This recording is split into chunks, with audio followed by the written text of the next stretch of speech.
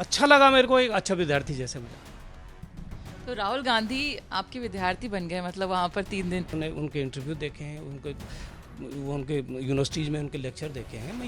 मैं कभी नहीं माना मैंने कि वो पप्पू है। अब कांग्रेस की भी इतनी आलोचना करी है, बता रहे हैं पब्लिक डोमेन में भी है, लेकिन राहुल गांधी को हिमालय का पूरा मर्म समझाने के लिए आपको ही चुना गया। थोड़ा अचंभा नहीं लगा आपको? आप तो इतनी आलोचना करते हैं कांग्रेस की। गांधी ने पूछा हो कोई थोड़ा अलग सा कोई सवाल जो आपको ऐसा लगा हो कि एक्सपेक्ट नहीं कर रहे थे कि राहुल गांधी पूछेंगे और पूछ लिया हो? मतलब जून जुलाई अगस्त तक आती थी, सितंबर में आ रही हैं बारिशें। गई मेरे, आप भी तो मैंने कहा इकोनॉमिस्ट है, तो उन्होंने कहा कि मेरे तो इंटरेस्ट है, तो मैंने कहा मेरा भी इंटरेस्ट है। नमस्कार, आप देख रहे हैं उत्तराखंड तक और मैं हूं आपके साथ सरिता तिवारी। अभी राहुल गांधी 3 दिन की निजी यात्रा करके लौट चुके हैं। इन 3 दिन की निजी यात्रा में राहुल गांधी बिल्कुल अकेले थे, उनके आसपास कोई नहीं था। लेकिन एक शख्स जो उनके साथ ज्यादा से ज्यादा वक्त साथ में रहे, उनसे आज हम बातचीत करने वाले हैं और आपको हम बताएंगे कि वो शख्स कौन थे और क्यों थे। तो यहाँ पर हमारे साथ है, जिनसे मैं मिलवाने वाली हूँ, वो है यहाँ पर भरसार यूनिवर्सिटी के पर्यावरण के प्रोफेसर हैं डॉक्टर SP सती जी। बहुत बहुत स्वागत है आपका। धन्यवाद। सर, आप वो शख्स हैं जो राहुल गांधी के साथ 3 दिन तक वहां पर मौजूद थे। और आप सभी दर्शकों को यहाँ पर बता दूं कि राहुल गांधी का जो कमरा था उससे लगा हुआ ही कमरा आपका था, ये है ना? बिल्कुल। तो राहुल गांधी ने कहा था कि उनके साथ कोई ऐसा व्यक्ति नहीं होगा। आप वहां पर गए, तो थोड़ा सा बताइए कि आपके जाने का कारण क्या था? नहीं, मुझे 29 तारीख को हमारे सबके बहुत श्लाघनीय प्रोफेसर हैं और जिनको हिमालय के इंसाइक्लोपीडिया कहते हैं, शेखर पाठक जी, प्रोफेसर शेखर पाठक, उनका फ़ोन आया कि सती ऐसा है कि राहुल गांधी के यहाँ से, उनके कार्यालय से एक फ़ोन आया है कि वो केदारनाथ यात्रा करना चाहते हैं। ये बिल्कुल नॉन पॉलिटिकल और एक तरह से स्पिरिचुअल टाइप की यात्रा होगी, और इसमें कोई ऐसा व्यक्ति उनके साथ हो जो हिमालय का जानकार हो और हिमालय के विभिन्न विषयों पर उनके साथ बातचीत कर सके, उनका ज्ञानवर्धन कर सके। और उन्होंने कहा कि मैं अस्वस्थ भी हूं और मुझे लगता है कि इन्वायरमेंटल चीज़ों पर जिस तरह से तुम मुखर होकर बोलते हो, मुझे लगता है कि आप अप्रोप्रिएट आदमी हैं, और वहाँ से फ़ोन आएगा, आप मना मत करना। तो मैंने इस बीच क्योंकि मैं एक यूनिवर्सिटी से बिलोंग करता हूँ, तो मैंने अपने मेरे जो सक्षम अधिकारी हैं उनसे बात करी। तो उन्होंने कहा भाई देखो, तुम हो प्रोफेसर, जो स्टूडेंट तुमको जिस रूप में मिले, अगर वो ज्ञान लेना चाहता है तो जात न पूछो साधु की, जात न पूछो स्टूडेंट की किस तरह का है, चाहे पॉलिटिकल है चाहे कुछ है, अगर वो ज्ञान लेना चाहता है तो वो तुम्हारा विद्यार्थी है, आपको जाना चाहिए। तो मैंने शहर स्वीकार कर दिया। फिर वो 3 तारीख मुझे फ़ोन आया कि 4 तारीख सुबह आप यहाँ पहुँच जाइए, क्या कहते हैं, देहरादून में हेलीपैड पे सुबह। तो मैं वहाँ गया, तो मेरे को लेके गए 3-4 लोग उनके और भी थे स्टाफ के, नाम लेना ठीक नहीं है। फिर वहाँ गए तो 5 तारीख, वहाँ 4 तारीख तो नहीं आए, 5 तारीख 1 बजे वो पहुँचे। उसके बाद उस दिन तो दुआ सलामी हुई, काफ़ी लोग वहाँ, उनका क्रेज बहुत है लोगों में, ये देखा मैंने। तो मैं भी अलग ही रहा, खाली नमस्कार वगैरह हुई। फिर मैं सोच भी रहा था कि यार मैं क्यों आया हूँ, मेरे से कोई बातचीत तो हो नहीं रही। लेकिन फिर वो भाप गए शायद उनके स्टाफ वाले, उन्होंने 6 तारीख सुबह से मुझे उनके साथ अटैच कर दिया।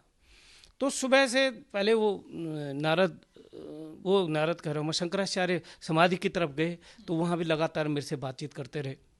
फिर आए, फिर उसके बाद फिर अपने उसमें गए, गेस्ट हाउस में रहे, वहाँ पर भी फिर बातचीत हुई। फिर उसके बाद भंडारा हुआ, भंडारा में भी फिर सख्त हिदायत ये थी और कोई नहीं रहेगा, प्रोफेसर साहब मेरे साथ रहेंगे। तो मैं दो पंडित जो वहाँ के थे, वो बेचारे वो थे, और मैं और राहुल जी साथ साथ थे। वो हलवा बांट रहे थे और मैं वो पापड़ बांट रहा था। इस बीच बातचीत भी होती रही, उनकी सेल्फी भी चलती रही है, लेकिन वो सभी चीज़ों पे बात कर रहे थे। हिमालय में मौसम परिवर्तन के क्या प्रभाव हैं, डेवलपमेंटल एस्पेक्ट अगर देखें हम, तो इस सिनेरियो में जबकि पर्यावरण में बदलाव आ रहे हैं, मौसम में बदलाव आ रहे हैं, उसका डेवलपमेंटल प्रोजेक्ट्स पे और इन पे क्या प्रभाव पड़ रहा है, किस हद तक कैसे डेवलपमेंटल प्रोजेक्ट होने चाहिए, कैसे डेवलपमेंट का मॉडल कैसा होना चाहिए, क्या क्या बदलाव आ रहे हैं, क्यों बदलाव आ रहे हैं, आप बताइए कि मौसम का सीधा सीधा जो मौसम बदलाव का सीधे सीधे क्या प्रभाव पड़ रहे, 1 2 3 करके ये बताइए। 2013 की आपदा पे बात हुई। फिर उन्होंने काफ़ी कुछ उनको पहले से भी पता था कि क्या क्या हो रहा है, उस पर क्वेश्चन पूछने लगे। तो आई वॉज हैप्पी, मतलब कि मैं सोच रहा था कि मैं बिल्कुल एक तरह से ब्लैंक स्लेट में लिखूंगा, लेकिन जब मैंने देखा कि he knows everything, most of the things जो चल रहे हैं ट्रेंड में, जो मीडिया में हैं, उनमें उनका ठीक ठाक होती है। फिर क्या, उसके बाद मंदिर, मैंने कहा ये जो मंदिर दिख रहा है ना, इसको मैंने कहा उत्तर भारतीय नागर शैली का मंदिर कहते हैं। तो उन्होंने कहा इसमें क्या विशेषता, मैंने कहा ये इसका जो ऊपर गुम्बद देख रहे हैं आप, उसमें मैंने कहा ये राउंडेड है, और इस तरह के, मैंने कहा इसमें भी दो तरह की शैली है। एक रोचक प्रासाद शैली बोलते हैं, जैसे कि जागेश्वर के हैं मंदिर या आदि बद्री के मंदिर है। तो उन्होंने कहा कि, फिर वो उसी पे पूछने लगे दो चार चीज़ें।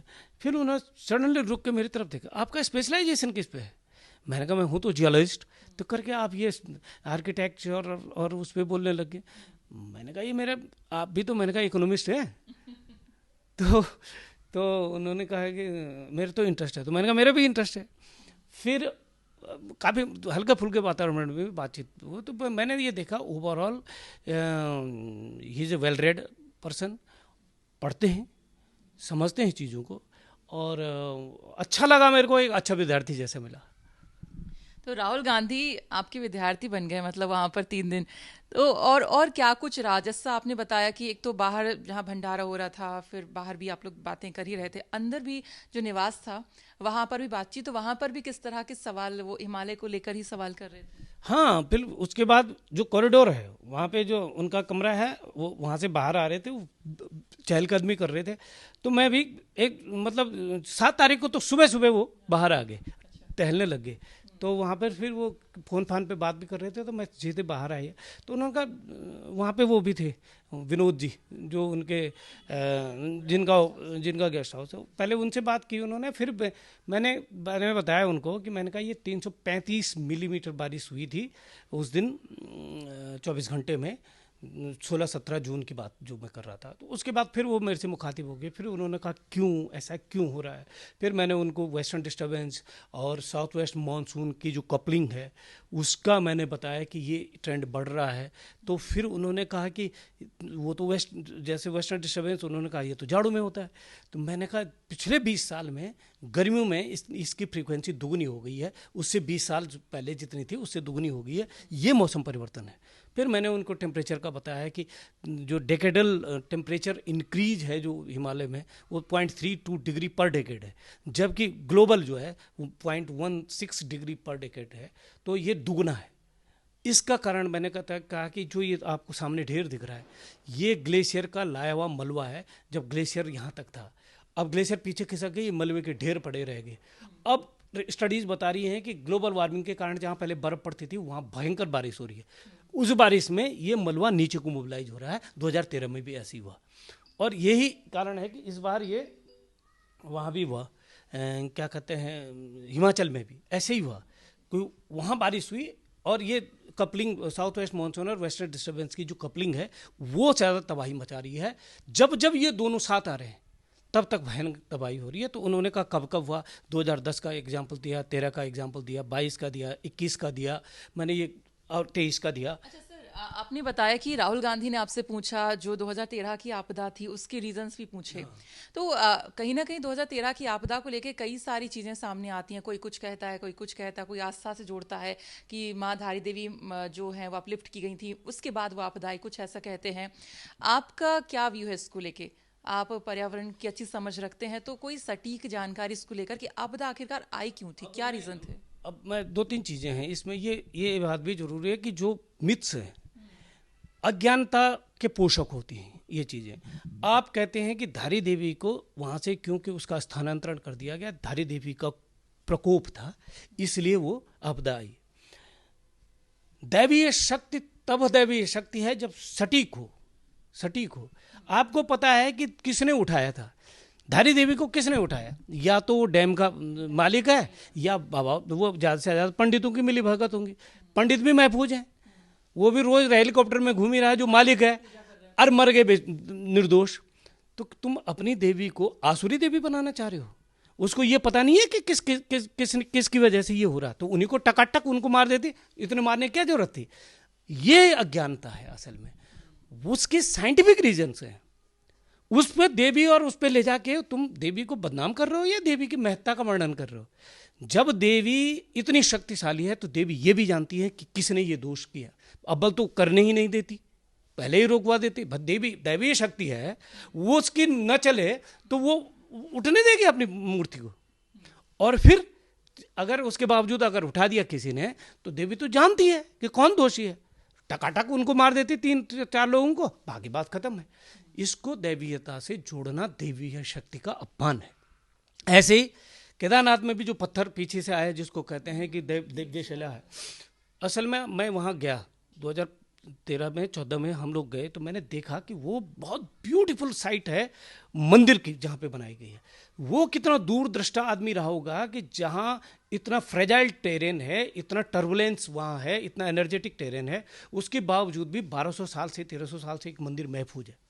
वो साइट कैसे सेलेक्ट हुई होगी, उसमें क्या क्या हुआ। उस समय ज्योलॉजिस्ट थे नहीं, ज्योलॉजी का इतना प्रचुर ज्ञान नहीं था। उन्होंने क्या किया होगा, कई जगह पे निशान बनाए होंगे एक ग्रुप ने, शैवों के एक ग्रुप ने, उन्होंने कई साल तक रीडिंग ली होगी और जब देखा होगा 100 साल तक कि एक पत्थर हमारे परदादाओं ने जो रखा था वो अभी तक वहाँ पे महफूज है, इसका मतलब वो साइट सही है, तब वहाँ पे मंदिर बनाया गया। तो हुआ क्या कि ऊपर से जो स्लोप आ रहा है मंदिर से जस्ट 15 मीटर पहले वो स्लोप जेंटल हो जाता है, स्लोप ब्रेक है वहाँ पे। तो जो भी बड़े पत्थर, जब बड़े होता क्या है पानी के साथ जो बड़े पत्थर आते हैं, जैसे ही पानी की स्पीड कम होती है सबसे पहले वो रुकते हैं। लैंडस्लाइड और पानी के द्वारा लाए गए मलबे में एक बेसिक अंतर यह है कि लैंडस्लाइड में ग्रेविटी का रोल होता है, सिर्फ ग्रेविटी से जो आया हुआ मटेरियल होगा उसमें सबसे बड़ा पत्थर सबसे दूर जाता है, और पानी का लाया हुआ पत्थर जो सबसे बड़ा पत्थर होगा सबसे नजदीक रुकता है। वहां सबसे बड़ा पत्थर रुका, उसके नीचे इतने बड़े पत्थर जा ही नहीं सकते थे, इसलिए रुका। वो साइट वैसी थी, साइंटिफिक रीजन ये है, इसलिए रुका वो। अब वहां पे भी तुम बोल रहे हो शिव जी को कि शिव जी की महत्ता देखे, इस मंदिर को कुछ नहीं हुआ। जिस शिव पे हमने संपूर्ण ब्रह्मांड को बचाने का, शिव अखंडम अजम भानुकोटि प्रकाशम, ऐसा शिव जो है, उस शिव ने अपना मंदिर बचा दिया। और आप कह रहे हैं कि शिव जी की महत्ता देखी आपने? अरे भाई ये जान बचाए लाखों पाए, ये तो तुम मनुष्यों का काम है, शिव का थोड़ी है काम। शिव को क्या पड़ी है तुम्हारा मंदिर, वहां पे जो मंदिर है शिव कौन से, जब मंदिर नहीं था तब शिव नहीं था क्या? पूरा ब्रह्मांड का जो मंदिर है, पूरा ब्रह्मांड जिसके अंदर आते हो, उसको मंदिर की जरूरत है? अच्छा, आप राहुल गांधी के साथ 3 दिन सर वहां पर रहे हैं, तो सबसे ज्यादा कह सकते हैं 3 दिन आप रहे तो उनको जाना समझा भी होगा आपने। राहुल गांधी आपको किस तरह से लगे, किस मतलब समझ में कैसे आए? और आपने कहा कि क्वेश्चंस भी वो आपसे कर रहे थे, आपको लगा था कि बिल्कुल ब्लैंक स्लेट मिलेगी। और मैंने कहा हिमालय की समझ ज़्यादातर लोगों में नहीं होती, खासकर राजनेताओं। ये it's not only the case of Rahul Gandhi, क्योंकि ये बात तो सच है कि जैसे पब्लिक डोमेन में है उनको लोगों ने बनाया है। मैं ये मानता था कि मैं उन्हें उनके इंटरव्यू देखे हैं, उनके यूनिवर्सिटीज़ में उनके लेक्चर देखे हैं। मैं कभी नहीं माना मैंने कि वो पप्पू हैं जैसे चलाया गया है। लेकिन ये मैं मानता था कि हिमालय के केस में ज़्यादातर राजनेताओं की समझ कम है, मतलब नहीं है उतने। लेकिन आई फाउंड हिम, मतलब he has got very sound knowledge of the Himalaya, और हिमालय की सेंसिटिविटी फ्रेजिलिटी का बड़ा नॉलेज है उनको। ये तो मैंने समझा। मतलब मैं थैंकफुल हूँ कि मैं किसी क्वेश्चन पे अटका नहीं, उन्होंने अच्छे से ऐसे रेलिवेंट क्वेश्चन पूछे उन्होंने। और सर आपकी एक पोस्ट हमने देखी जिसमें हम देख रहे हैं कि आप भी पहले जो है कांग्रेस से जुड़े थे, तो क्या जो आपका एक अतीत रहा है कांग्रेस का, और लेकिन लोग आज उससे कनेक्ट कर रहे हैं, तो कुछ इसको लेकर आप बताना चाहेंगे कि आज की स्थिति क्या है, आज आप किस विचारधारा में हैं, या मतलब किस तरीके से लोग कनेक्ट कर रहे हैं, इसको लेके कुछ क्लैरिफिकेशन देंगे? देखिए, एक बात तो कोई भी ये नहीं कह सकता है कि निरपेक्ष है कोई व्यक्ति। हम समाज में हैं, हमारे बाइसेस होते हैं। मैं ये मानता हूँ कि कांग्रेस में मैं रहा एक अल्प समय के लिए, वो मेरा अतीत था। उसके बाद मैंने कांग्रेस के खिलाफ मजबूत जाके हमने एक संगठन भी बनाए, हम उनके खिलाफ लड़े भी। हमने जितना हमने भाजपा का क्रिटिसाइज़ किया उतना हमने कांग्रेस का भी किया है, और वो पब्लिक डोमेन में है। मेरे सारे पोस्ट वगैरह सब कुछ पब्लिक डोमेन में है। उतना ही मेरे को डिसलाइक कांग्रेस के लोग भी करते हैं जितना भाजपा वाले करते हैं, ऐसी बात नहीं है। लेकिन मुद्दों पर मैंने जब चाहा, मैं, हाँ ये जरूर है, मैं बेबाक एकेडमिशियन हूँ, जहाँ पर मेरे को अच्छा लगा है कि भाजपा के इस स्टेप ने ये अच्छा किया तो वहाँ पे मैंने उनकी तारीफ करी, जहाँ पे कांग्रेस का अच्छा लगा वहाँ पे करी, जहाँ पे गलत लगा वहाँ पे कोई नहीं देखा, मैंने उनके खिलाफ जाके बोला और जबरदस्त बोला। तो आपने तो कांग्रेस की भी इतनी आलोचना करी है, बता रहे हैं पब्लिक डोमेन में भी है, लेकिन राहुल गांधी को हिमालय का पूरा मर्म समझाने के लिए आपको ही चुना गया। थोड़ा अचंभा नहीं लगा आपको? आप तो इतनी आलोचना करते हैं कांग्रेस की। ये बात मुझे लगा कि ये जो उनके चारों तरफ जो इथॉस है वो अकोमोडेटिंग है, क्योंकि मेरे साथ रिस्क भी था, क्योंकि मैं बेबाक रहा हूँ और मैं कई बार ऐसा हो जाता है कि भाई अगर आप मेरे साथ हैं तो कम से कम आपकी पोजीशन अकवर्ड ना करो, ये तो आप बेसिक चीज लेके चलेंगे। अब मेरे शेखर पाठक जी जिन्होंने मेरा नाम वहाँ रिकमेंड किया होगा, या बुटोला जी, प्रोफेसर बुटोला जेएनयू वाले, उन्होंने मेरा नाम रिकमेंड किया होगा, वो उतने ही प्रखर आलोचक कांग्रेस के भी रहे हैं जितना भाजपा के भी रहे हैं, सारे रहे हैं ये, और बहुत ज़बरदस्त आलोचक रहे हैं वो भी। और हम पार्टियों के आलोचक नहीं हैं, उनके मुद्दों के आलोचक हैं। ऐसा कैसे बोल सकता हूँ मैं कि भाई ये पार्टी ही खराब है? भाई उसमें कोई अगर ठीक ठाक आदमी है, फॉर एग्जाम्पल मुझे अटल बिहारी वाजपेयी में एक चुंबकत्व दिखता था, तो मैं बहुत खुलेआम ये बात को स्वीकार करता हूँ। मुझे कई बार ऐसी स्थितियाँ भी लगी कि मुझे भाजपा में भी कई लोग बहुत, कांग्रेस में भी कई लोग बहुत खराब भी लगे, बहुत अच्छे भी लगे। मैंने खुलकर लिखा, मेरा पब्लिक डोमेन में है, मेरा अभी भी सोशल मीडिया में है इस बात का, और इसकी रिसर्च भी हुई। मुझे बताया गया बाद में कि आपके पूरा खंगाला गया, आपकी रिसर्च पूरी की गई, आप पर कितने वो है, आपके आर्टिकल डाउनलोड किए गए, वो पढ़ाए गए, उसकी ब्रीफ की गई, ये सारी चीज़ें पहले से बताई गई थी। तो आई एम हैप्पी कि मतलब इतना एकोमोडेटिंग स्पेस रहा, मतलब दैट इज़ इंटरेस्टिंग एक्चुअली। आप पर्यावरण की अच्छी खासी जानकारी रखते हैं। हम आपकी एक वीडियो देख रहे थे हमारे ही इंडिया टुडे ग्रुप में कि कॉन्क्लेव की, तो उसमें आप बद्रीनाथ की मास्टर प्लान को लेकर कुछ बातचीत चल रही थी, तो आप उसका विरोध ही कर रहे थे और त्रिवेंद्र रावत भी वहां पर मौजूद थे। तो वो किस्सा थोड़ा सा बताना चाहेंगे, क्या हुआ था? हाँ, ये हुआ कि बात में निकला, उन्होंने कहा डेवलपमेंटल प्रोजेक्ट्स और इसका हिमालय की सेंसिटिविटी को लेकर बातचीत हो रही थी। मैंने कहा फॉर एग्जांपल बद्रीनाथ जो मास्टर प्लान प्रोजेक्ट जब कंसीव हो रहा था, ये त्रिवेंद्र रावत जी के ज़माने में, मेरे को किसी ने बताया कि त्रिवेंद्र रावत इस बात में अड़ गए थे कि इतना ज़्यादा वहाँ इतना खुदाई मत करो, इतना ज़्यादा उस टेरेन से डिस्टर्ब नहीं करना चाहिए, हिमालय बहुत सेंसिटिव इलाका है। तो वहाँ पे ये बात पे बात आई, तो वो सामने बैठे थे, मैंने कहा मैंने तो सुना, हो सकता है मैं गलत भी हूँ। तो उन्होंने इस बात को एडमिट किया कि मैंने वास्तव में बोला था कि इतना नहीं होना चाहिए। हालांकि आज आप जाओगे तो बद्रीनाथ और केदारनाथ में जिस तरह के मतलब अब मेरी समझ ही है तो इतनी कम है कि मैं उसमें बड़ा अनिष्ट का संकेत देख रहा हूँ फ्यूचर के लिए, भविष्य के लिए। जिस लेवल पे खुदाई कर दी जा रही है, जिस डिस्टर्बेंस किया जा रहा है, टेरेन को जिस डिस्टर्ब किया जा रहा है, ये नहीं होना चाहिए, चाहे कोई भी सरकार हो, चाहे भाजपा हो, चाहे कांग्रेस हो, ये सारी चीज़ें। वहाँ के लोग भी जिनते थे केदारनाथ में, हम भी अभी होकर आए हैं, तो वहाँ के स्थानीय लोग ये बताते हैं कि जो पीछे खुदाई हो रही है वो कहीं ना कहीं फ्यूचर में रिस्क उसका हो सकता है। तो वही जैसा आप भी यहाँ पर अग्री कर रहे हैं। सर, केदारनाथ और बद्रीनाथ में जिस तरह से मास्टर प्लान के तहत काम चल रहा है, उसको लेकर हम बातचीत कर रहे हैं। साथ ही साथ जब इस तरह के काम होते हैं तो पर्यावरण की दृष्टि से कुछ रिपोर्ट्स आती हैं, तो आपको लगता है कि सरकार ने उन रिपोर्ट्स को देखा है, समझा है, उसके तहत ये सारे कार्य हो रहे हैं कि मतलब पर्यावरण की दृष्टि से भी सब ठीक रहे, कोई दिक्कत फ्यूचर में ना आए? असल में इस बीच जो शोध आ रहे हैं, ये बात मैंने पहले भी कही आपको कि हिमालय पर किसी भी दुनिया के किसी भी पार्ट से ज़्यादा अधिक प्रभाव पड़ रहा है मौसम के गर्म होने का, और उससे क्या ग्लेशियर तेजी से पीछे खिसक रहे हैं। उच्च हिमालय क्षेत्रों की घाटियों में जो ग्लेशियर्स थे वो पीछे खिसक गए। ग्लेशियर अपने साथ मलबा भी रखते थे, मलबा वहीं पे छोड़ दिया उन्होंने। तो घाटियों के लंबवत बहुत भारी तादाद में लूज मटेरियल है, मलबा है।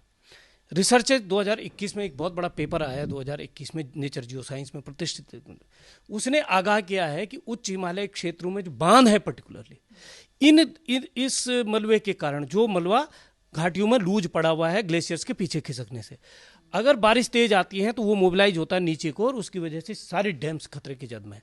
इसका एग्जाम्पल ये है कि 7 फरवरी 2021 को ऋषिगंगा के अपर कैचमेंट में एक रॉक का चंक टूटा, उसकी वजह से पानी पिघला, बर्फ पिघली, और उसकी वजह से जो लूज मटेरियल था, यही वाला मलबा जो ग्लेशियर्स का, वो नीचे की तरफ को मोबिलाइज हुआ। उसने ऋषिगंगा प्रोजेक्ट खत्म किया, उसने तपोवन निर्माणाधीन प्रोजेक्ट खत्म किया और उसकी वजह से 200 लोग मरे। 2013 की जो आपदा आई उसमें इतना मलबा कहाँ से आया? वो भी यही लूज पड़ा हुआ मलबा है जो नीचे की तरफ पड़ा। तो ये रिसर्चेज आ रही हैं।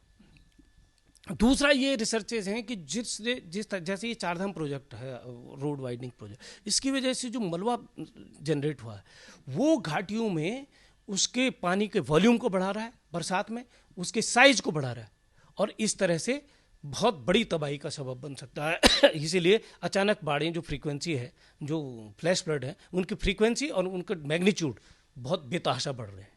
ये रिसर्चेज आ रही है। मतलब ये जो शोध आ रहे हैं तो इसमें जो है कहीं ना कहीं फ्यूचर में तबाही के संकेत हैं, आसार हैं, हम क्या समझ सकते हैं? दिख रहा है, हर साल दिख रहा है। आप देखिए कि अप्रत्याशित रूप से जहां बारिश नहीं होती थी वहां भयानक बारिश होने लग गई।